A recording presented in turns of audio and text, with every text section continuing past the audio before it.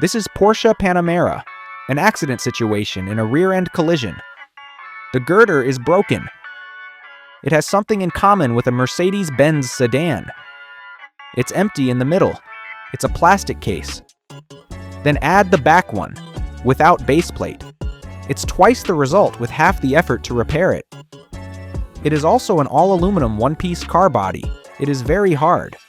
But after the impact, you can see it break upon collision. It's brittle, but it's absolutely tough.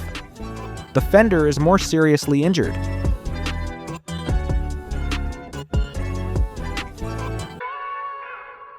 That aluminum alloy has such a property.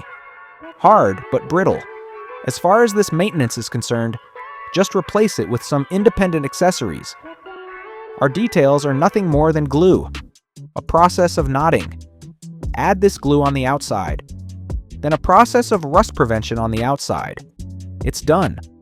Okay, just start other maintenance processes.